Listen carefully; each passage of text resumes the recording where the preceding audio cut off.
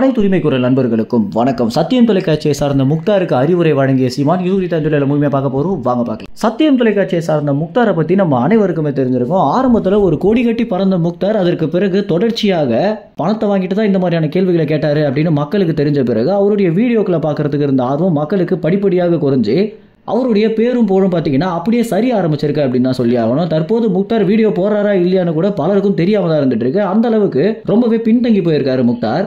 ஆரம்பத்துலலாம் மக்கள் அவருடைய வீடியோக்களை பார்க்கறதுக்கு எந்த அளவுக்கு ஆர்வம் செலுத்தியிருந்தாங்க அப்படின்னா அவருடைய நோட்டிஃபிகேஷன் வந்தாலே அவருடைய நேர்காணலுடைய நோட்டிஃபிகேஷன் வந்தாலே அவங்க எந்த இடங்கள்ல இருந்தாலுமே அப்படியே அந்த வீடியோவை பார்க்கறதுக்கு அவ்வளோ ஆர்வத்தோடு இருந்த மக்கள் அதற்கு பிறகு இந்த ஸ்டிங் ஆபரேஷன்லையும் அதற்கு பிறகு பாஜக கட்சியிடமிருந்து பணம் வாங்கிட்டு தான் சீமானையும் தமிழ் தேசியத்தையும் விமர்சிக்கிறாரு அப்படின்னு தெரிஞ்ச பிறகு இவருக்கு இருந்த ஆளுமை பார்த்தீங்கன்னா முற்றிலுமாக சரிஞ்சு போயிருக்கு அப்படின்னு தான் சொல்லணும்.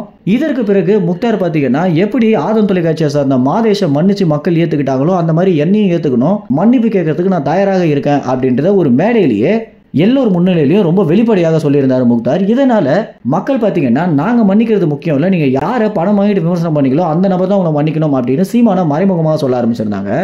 ஆதம் தொலைக்காட்சியை சார்ந்த மாதேஷை சீமான் மன்னிச்சதற்கு முதல் முக்கிய காரணமே என்ன அப்படின்னா மாதேஷ் பார்த்தீங்கன்னா தன்னுடைய தப்பை உணர்ந்து நேரடியாக சீமான் இடத்துலையும் தமிழ் மக்கள் இடத்துலையும் மன்னிப்பு கேட்டு எனக்கும் ஒரு குடும்பம் இருக்கு அப்படின்னு சொன்ன காரணத்தினால சீமான் பார்த்தீங்கன்னா அவங்களுடைய தொலைக்காட்சி அவங்களை நேர்காணலுக்கு அழைக்காத போது சீமான் அவருடைய வீட்டிற்கே அழைச்சி மாதேஷுக்கு நேர்காணல் கொடுத்ததும் அந்த ஒரு நேர்காணல இனியாவது வாழ்க்கையை புரிஞ்சுக்கிட்டு தெளிவாக இருங்க அப்படின்னு அறிவுரை வழங்கியதும் பார்த்தீங்கன்னா அனைவர் இடத்துலையுமே சீமானுக்கு இருந்த மரியாதையை இன்னும் பலப்படுத்திருக்கு அப்படின்னு தான் சொல்லி ஆகணும்.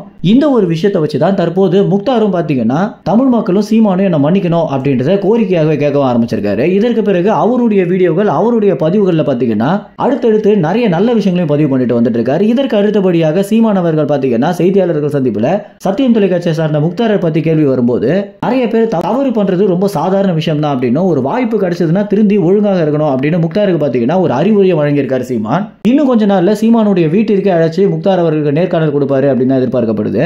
அப்படி சீமான் அவர்கள் நேர்காணல் கொடுக்கிறது சரியா தவறா அப்படின்ற உங்களுடைய கருத்துக்களை கமெண்ட்ஸ்ல தெரிவிங்க. நன்றி, வணக்கம்.